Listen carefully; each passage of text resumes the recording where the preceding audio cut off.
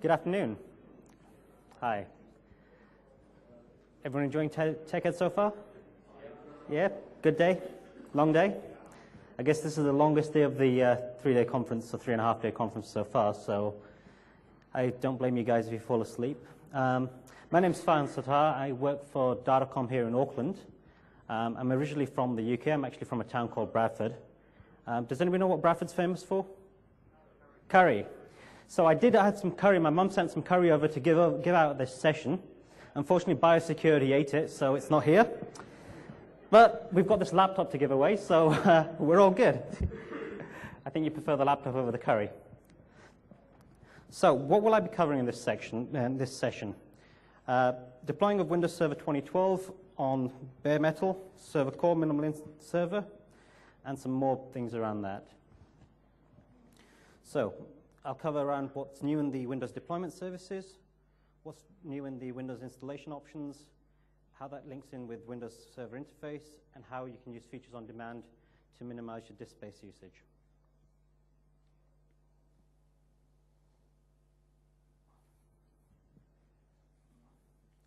So the high-touch image-based setup, when you run your CD or run the setup, is exactly the same as it was in Windows Server 2008 R2. There's a few little tweaks here and there in terms of making it quicker and more efficient, but actually it's the same process. And all the scripts that you had with Windows 2008 R2 will work with 2012 as well, so it's really good from that respect.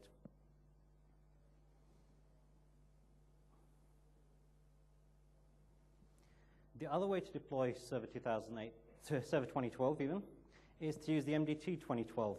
I hope some of you guys got to see Michael Niehaus earlier to do his MDT sessions, and I hope you picked up all the information from there. But in reality, what you're doing with this is setting up the environment for MDT, curating a reference computer, deploying Windows Server 2012, capturing the image for that, configuring MDT to deploy that, and then you deploy the captured image to the servers. Very, very efficient.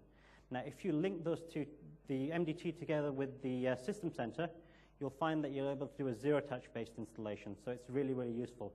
MDT is very useful in this environment to be able to do that sort of thing. But what else have we got to deploy Server 2012? Well, we can use Windows Deployment Services. Now, Windows Deployment Services has been around since 2003 R2, so that's circa 2006. It's proven. It's used internally at Microsoft. It's used by customers. You can deploy 300 machines at a time with it. Now, there are customers out there deploying 1,000 machines on a single WDS server. So it is really scalable, very flexible, and easy to use. And I'll go through some of the changes in this version of Windows Deployment Service. So the Windows Deployment Service starts off with a stage of setting up, planning, and managing and diagnosing. And what has changed in that? Let's have a look. So the first major changes that you no longer require Active Directory for Windows Deployment Services. Is that good for anyone? Yeah? So it's absolutely decoupled from Windows Active Directory, and you can just use a local data store to deploy Windows Deployment Services. And it works with all your existing management tools and your MMC console. The next interesting thing is within the MMC console, there's been some improvements. Device management is now available in the MMC. You can do client unattended files with that. There's been some interesting changes on the server properties. The max TFT block size is now visible in the MMC console, and so is the UDP port policy. Before, these were hidden within the registry, so now you can actually see these. UDP port policies was set to dynamic. You can actually set this now to static if you want to within the GUI infrastructure. You can also set up the image priority. Now, if any guys have used WDS, you'll have found what happens is that when you run this up, your images came up in terms of the architecture and the name of the file. You can now actually set priorities up, so you can actually list it in an order that's useful for the administrator or the end user to be able to select the right image in the way you want. And there's now something called the expected deployments result wizard. This is like your PowerShell what if. So in the way you can do a PowerShell what if, you can do the same thing before you install your server and check what kind of result you're going to get by running the expected deployment results wizard. And that's available both in the MMC and the command line.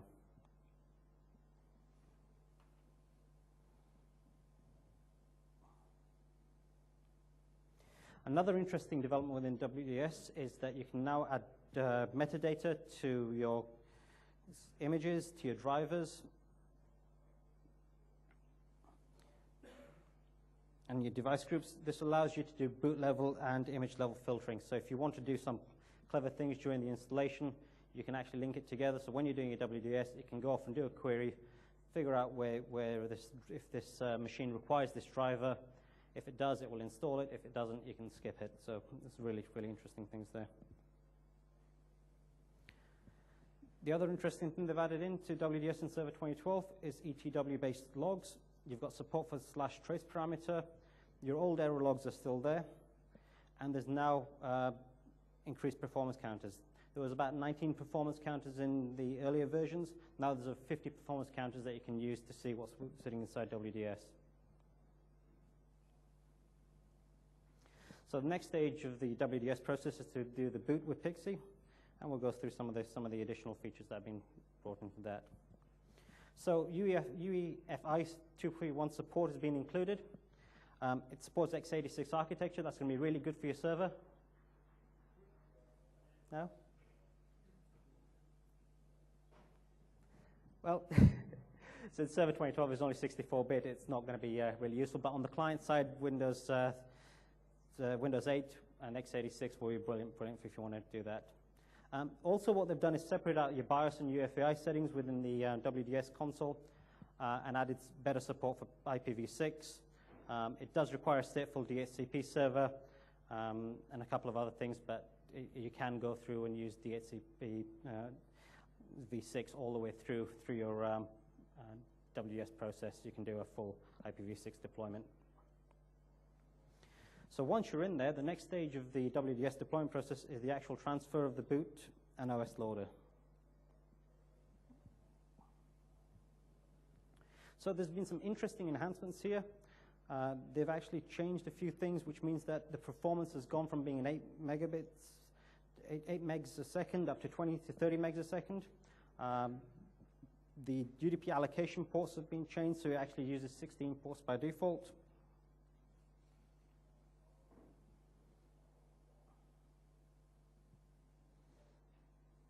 So there's a shared client buffer. This is really interesting. What happens is that if client 1 is downloading the file and another client comes along and downloads the same file, instead of allocating another buffer to it, WDS will allocate the same buffer and let you download from the same buffer. So you've got an increased scalability option there. So you'll see this when you deploy with WDS, rather than what limitations we talked about earlier, you'll see an increased scale.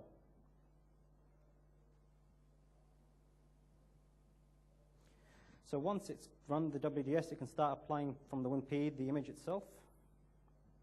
And there's some significant improvements there. So one of the really interesting improvements, I think, is the in-place Wim multicast apply. Bit of a mouthful. But what it means is that in the old days, your Wim image had to come all the way down before it would start applying it across to the disk. But now what happens is that as soon as there's enough of it to do that, it will actually start applying the image onto the disk. The caveat is you need 2 gigabytes of memory in your server, which these days shouldn't be a big issue. Thank you. It wasn't you guys.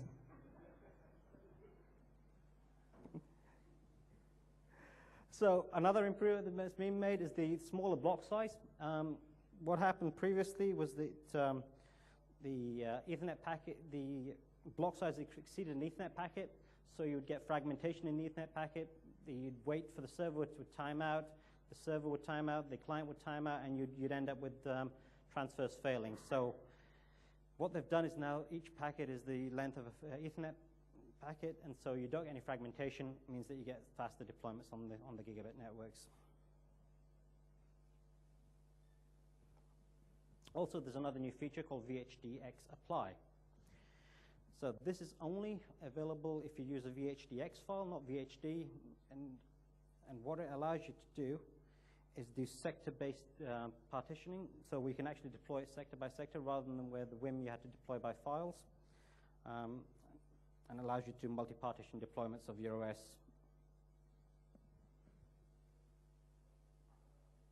One thing to note, though, is that WDS cannot produce your VHDX files. You have to actually use a different tool. So go back and use your MDT to do that. So Windows Server 2012 deployment options. Server Core now is the default deployment option. If you've tried to install Server 2012, how many of you have installed Server 2012 recently? You all seen that it's defaulted now to Server Core? So if you just do a next, next, next, all of a sudden you log in and you go, where's my GUI? It's just the command prompt. That's the default manifestation now. The interesting thing is that PowerShell now has over 2,400 commandlets in the RTM version, and more roles and features can be used within the Server Core. So you can actually use Active Directory certificate services, and there's a few more services within that, which I'll cover later. So the other option, as you can see there, is the server with a full GUI. That's the equivalent of a full server in Windows 2008 R2. That's there for providing backward compatibility. So if you do have applications that can't cope with being on a server core and the minimal server interface that we'll talk about later, you can use the full server. So what are the configuration levels in Server 2012? So as I said earlier, we've got the full server, which is the full modern UI style GUI shell. You can also install the desktop interface experience on there if you want to run some modern UI apps. And then we've got this new thing called the minimal server interface. Anyone played with this yet? I know you would have. This is where you can actually install Server 2012 without Internet Explorer in the files. And it allows you to have the MMC, Server Manager, and a few controllers, and we'll go into the details of that. Now, this is the most important thing, I think, in the whole slides that I'm doing. You can actually switch between Server Core, minimal server interface, and server with a GUI without having to reinstall. You can actually do this within the add features, or you can do it within PowerShell. No one excited about that? No more reinstall the core, no more reinstall the Server 20. So you can jump between the versions all at once. It does, yes. Server core to wherever there's a GUI change, yes, there is a reboot. Yeah, because you're putting a bigger payload on, and it's got to bring the GUI interface up. So yes, you do require a reboot if you want to do that.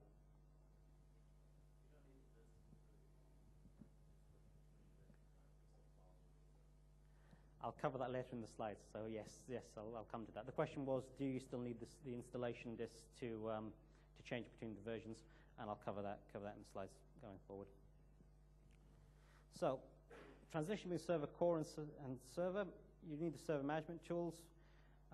You can actually do it remotely. So if you've got a server manager, which I'll show you later, on a different server, you can actually go in, select the server, and remove the GUI from there.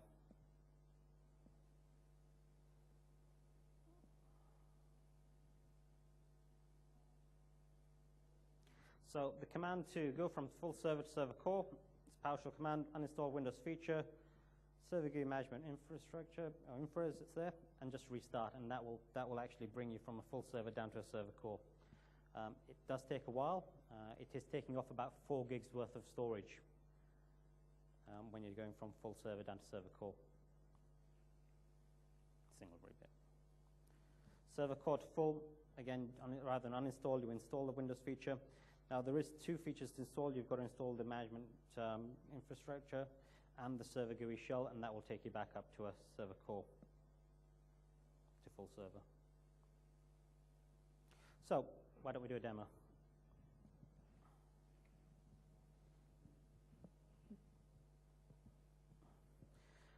So here I have my server to manage with. I'm going to go into here and go to remove roles and features. Server selection, select my GUI server, features,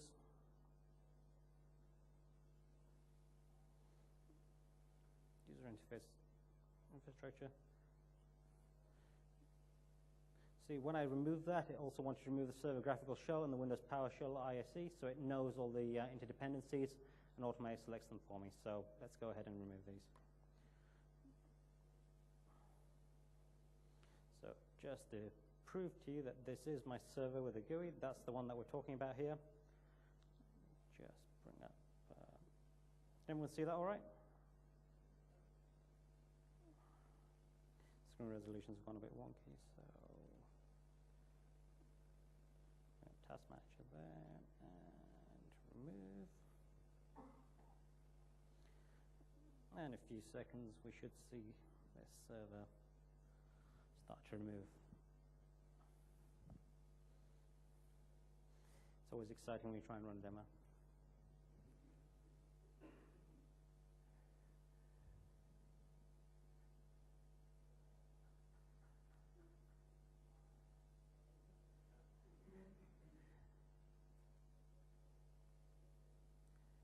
Just want to prove it does actually start off, so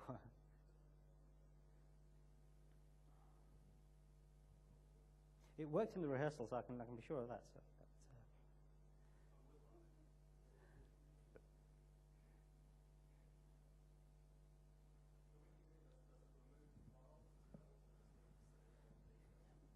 when you're going from server GUI to full server, it leaves the files there.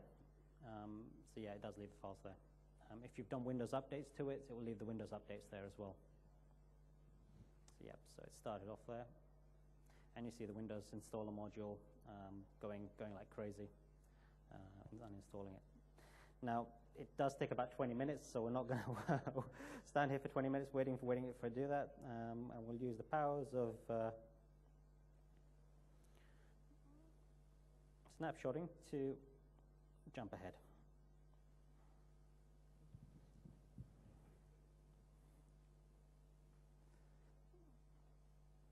So this is it coming back up after it's rebooted.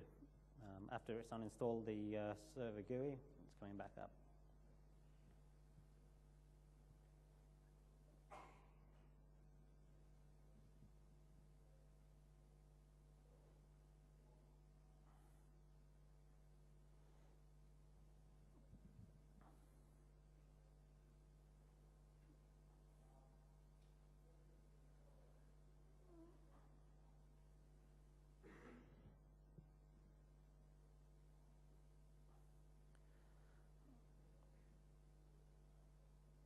The hardest part, I've got to remember what the password is.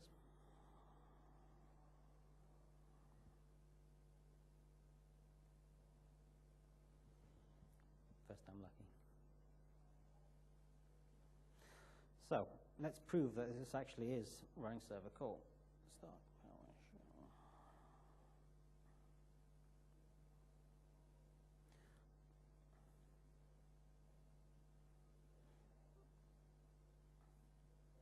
Takes a few seconds for it to decide it's warmed up.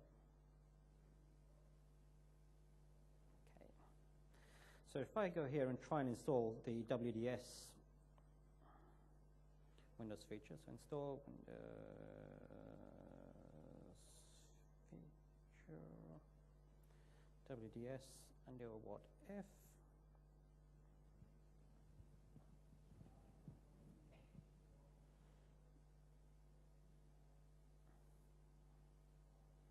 So what I'm expecting it to say is that you don't have the graphical shell and it won't let me install.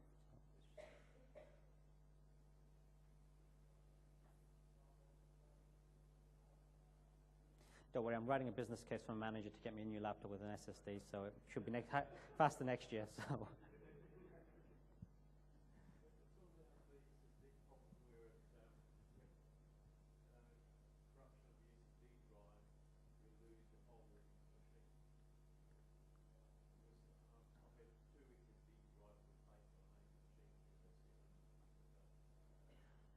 The question was that if you've had a corruption on your hard drive, would it, with an SSD, would it been fixed in Windows Client 8, I'm presuming?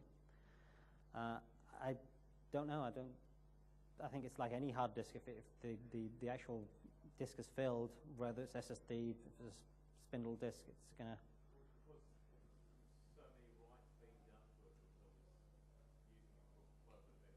Yeah. they've got a limited life. That's what they are. They're little lights, and they turn off and on, and eventually they fuse like a bulb. So not much we can do there. So yeah, here we go. So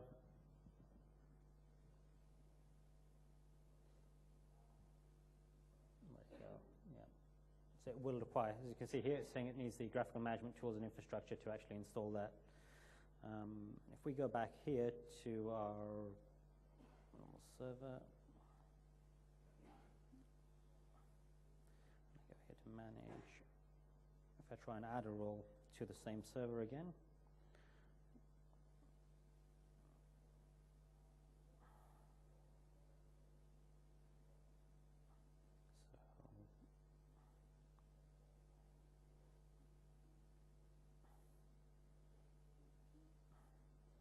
deployment service again, say prompting that it wants to install the graphical management tools and infrastructure. And say if I try the fax service, that has some other dependencies. It needs the print server and it needs also the server graphical shell. So that indicates that if I do want to go install fax service, it does need a full GUI. It won't install on a minimal server interface. Okay, so let me go back to here and get this thing reinstalling back.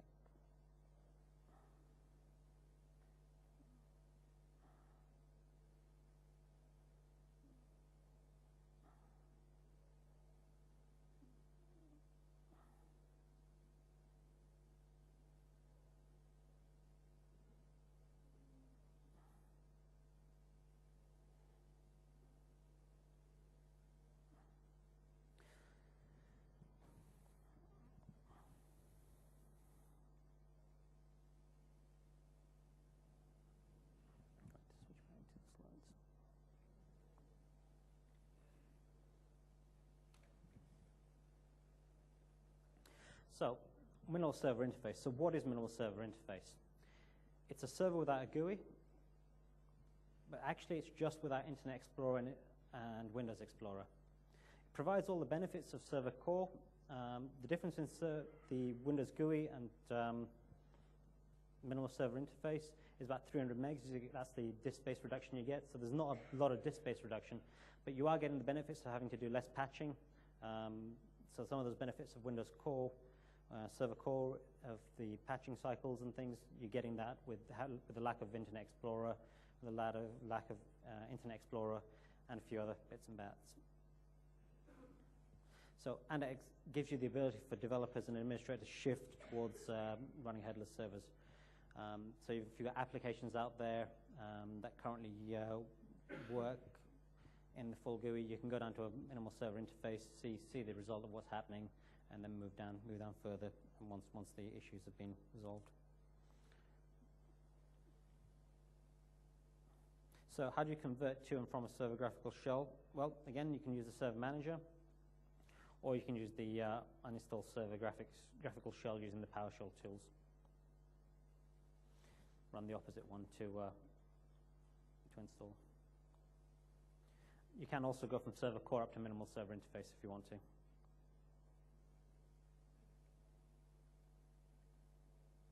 So there are limitations of the minimal server interface.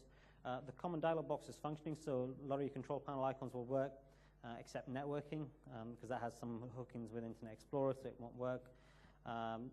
Things that are dependent on shell namespaces, they won't work. Internet Explorer is not available with server graphical interface. Links won't work, help won't work.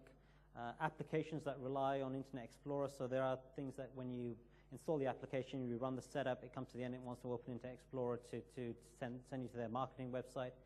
Those won't work on minimal server interface. So you need to be careful of those when you're testing your applications. Of course, some file associations and protocol handlers won't work. HTTP won't work. No Internet Explorer. Your help files won't work as well. And there are some DLLs that also get uninstalled when you go from full GUI down to minimal server interface. There is a good tool available called Dependency Walker, which will allow you to run through the dependencies. It's a freeware tool, and you can also use the tool out of the Windows SDK to test your applications. Very important. Test your applications on minimal server interface. It's the way Microsoft are moving as far as we can see. So make sure all your applications are going to be able to go towards that infrastructure. So how do we detect? Yes? No, that's the whole point. You've gone to a minimal server interface. It's taken those functions out for the purpose of being able to run that tighter configuration. So no, you can't. If you want to run Internet Explorer and you need Internet Explorer, then run the full GUI. Otherwise, you need to really run on the minimal server interface. So how do you detect the state of a graphical server? There's a registry configuration. Go down into there. If it's set to server core, it's just 1. If there's a server GUI management, so it's set to 1 as well, that means you're running a minimal server interface. And if you've got the server GUI shell set in there as well, it means you've got the full GUI. So that's where you can see the differences between that within that registry key. There's also a way to do a WMI query against that if you've got GPOs that you want to do certain things with. So if you've got something you want to just only apply to a server core server or a minimal server interface, those are the IDs that you need to look up, and you can use those to do your installations.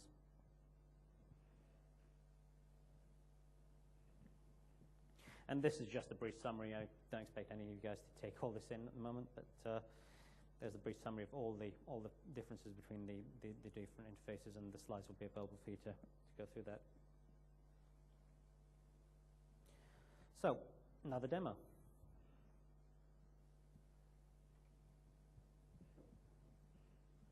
This one's still installing, so we'll let that one go.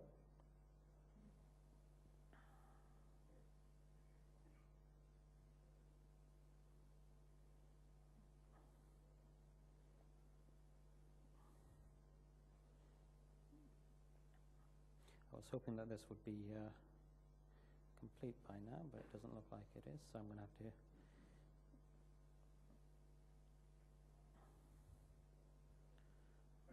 Yes.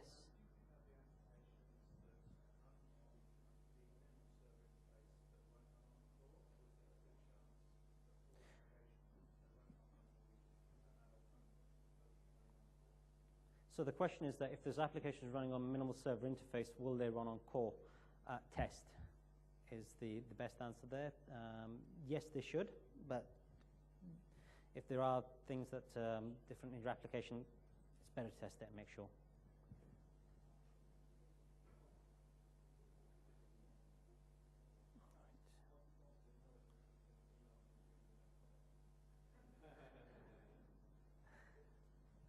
Didn't quite hear that, sorry.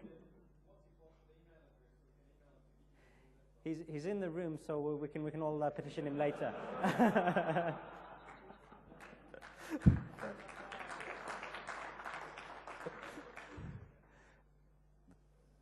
Right, so.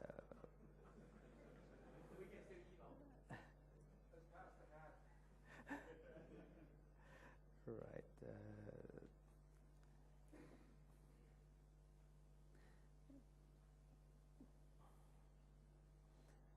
This is not going to where I want it to go.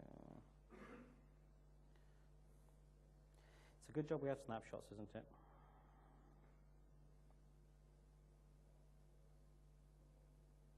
While you're waiting, just curious, can we put Firefox on the there? I haven't tried. Anybody tried that? No?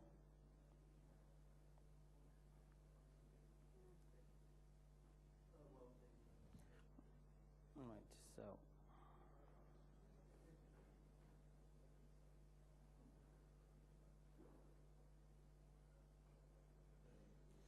So here we are back on my management server that I'm using here today.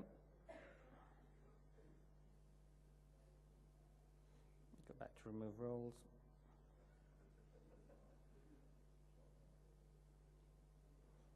GUI.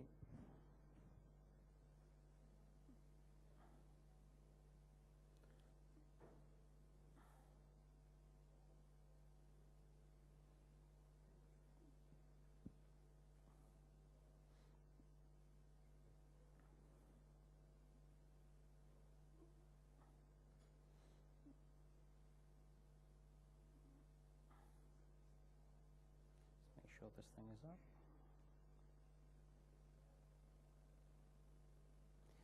I definitely didn't pray to the demo goals today.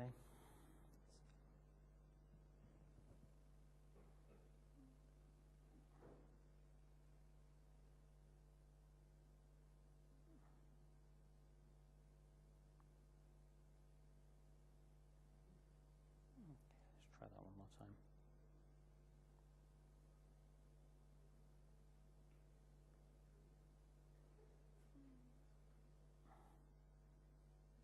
Okay, let's work this time. So, we're going back to the server that was my full GUI server, and we're going to go down and down into a minimal server interface.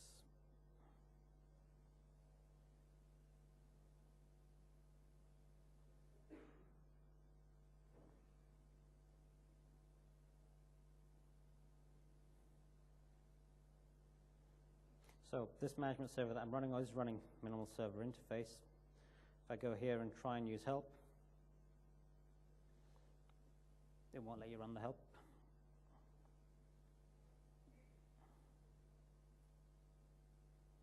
There's no taskbar.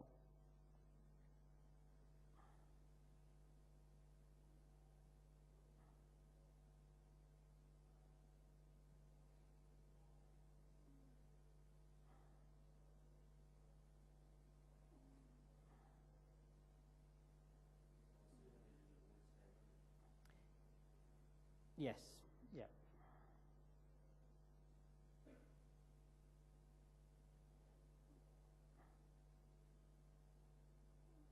Where do you have?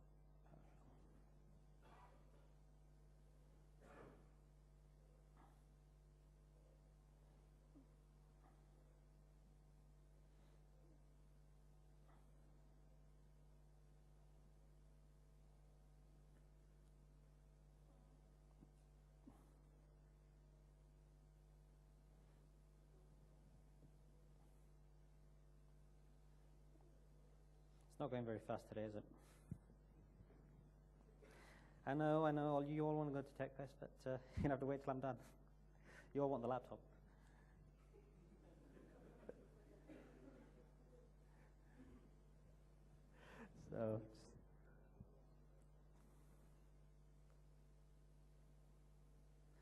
So if we go down to local machine,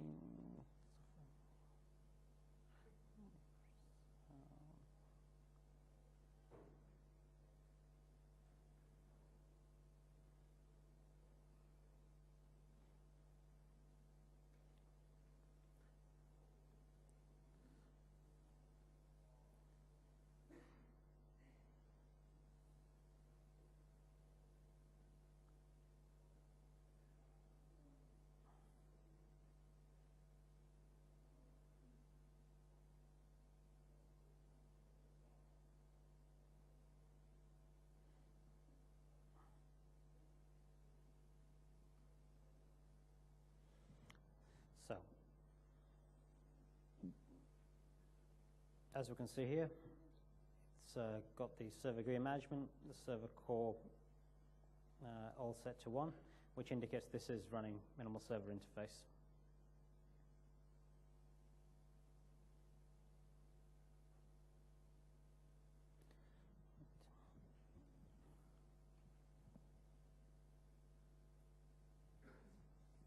So the next thing I'd like to talk about is reducing disk footprint.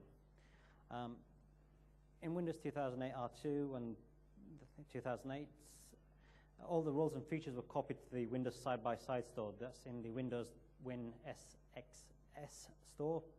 I'm going to say Windows side-by-side because SAX sounds too complicated to say. And I'll probably end up saying something that I don't want to say. And it's using all this disk space that's never going to be used. I mean, if you've got a front-end web server, it's never going to use the Active Directory role. So what Windows Server 2012 has introduced is something called Features on Demand. It allows you to actually remove these roles, unneeded roles and features completely. And the files are actually removed from the side-by-side folder and reduce the VHD footprint. Very important now with virtualized machines. There's no point in just using disk for the sake of it's spinning. I mean, save the disk, use it somewhere else. There's a really good TechEd article you can look at that explains how that works.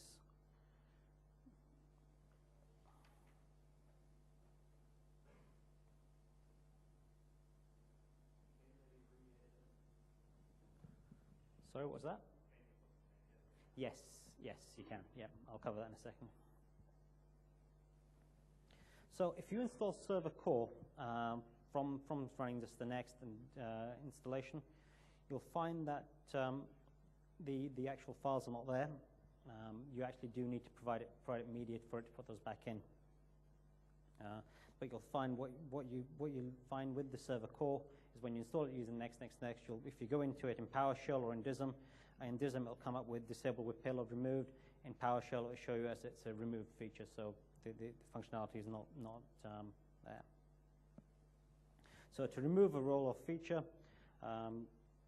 from the Windows side-by-side folder, go into PowerShell, run the uninstall Windows feature, the feature name remove, and that will actually remove the feature from the side-by-side folder.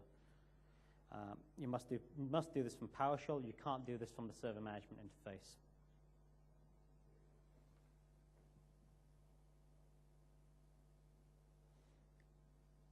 So if you do remove the roles and features, where can you get these back from? One of the questions I just got asked was, can you install these back? The answer was yes. Windows Update, if the server has internet connection, so it can actually go off to Windows Update and pull these files back for you.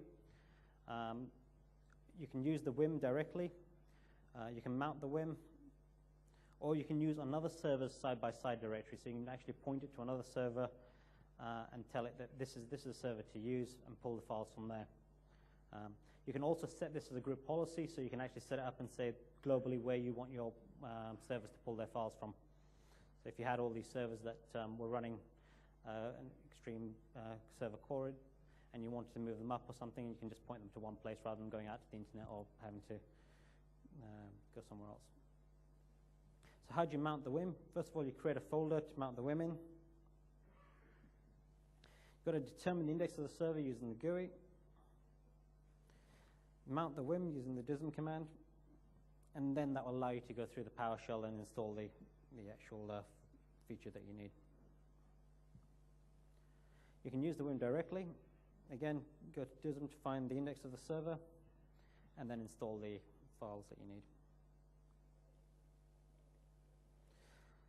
So if you're trying to do this from within Server Manager to reinstall a file, what you get is that when you try and do this, it will come up and prompt you and tell you that it doesn't have the files to install, and it will tell you to specify an alternative path, and you can specify where your WIM is from there or to another server directory. And you can do it from PowerShell.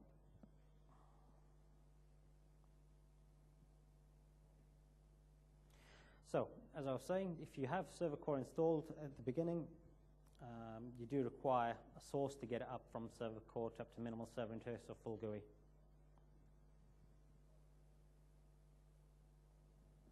So, last demo. Hopefully this one goes better.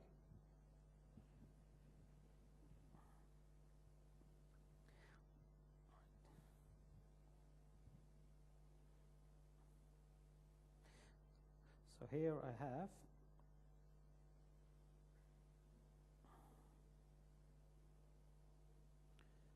a Server Core machine.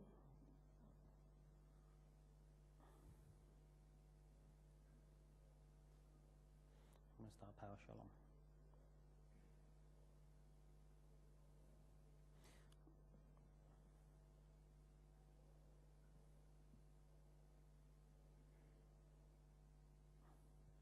So again,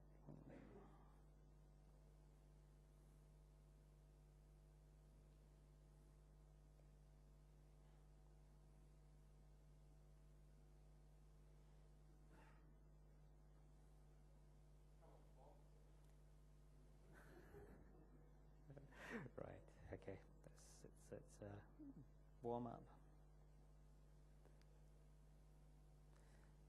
I hope all you guys had a good day with the demos with other speakers, but okay,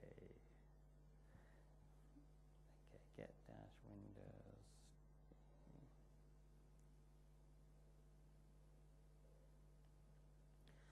So if I do a get Windows features, that'll bring up all the features that are available. And you can see here, this is a server core machine. None of the features are installed. And you can see it there, as it says, it's removed. So even no server graphical interface, no graphical management tools and infrastructure, all removed. So there's no, unless you actually give it an install place, it won't actually install them.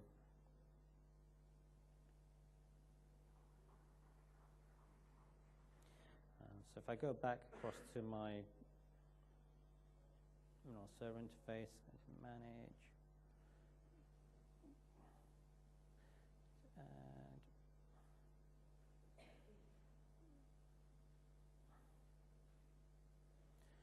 that's the machine there. No smokes and mirrors.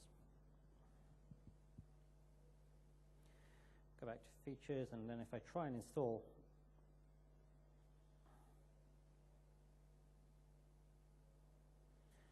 the graphical management tools, there it is. It says that you have the install files there.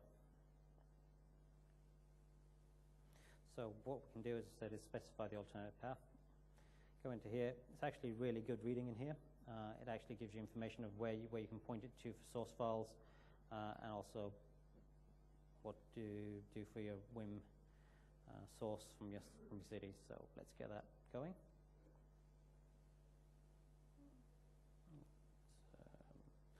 Need to click the right way. Okay.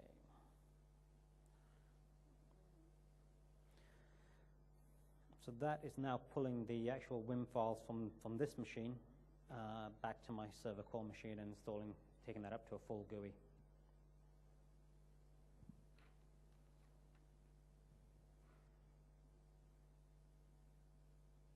And we'll let that one churn away in the background, and fingers crossed it should be done by the time I get the slides finished.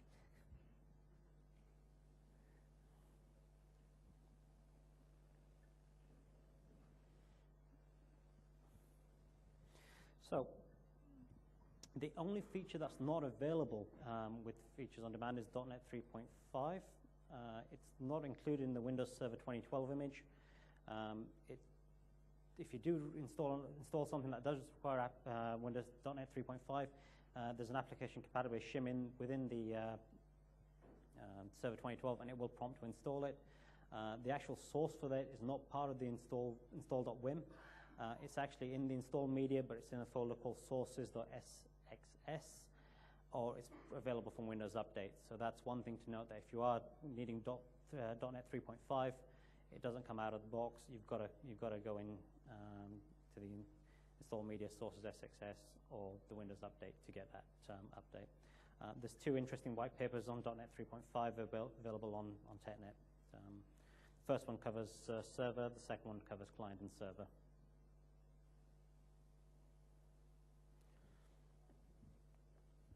Thank you very much.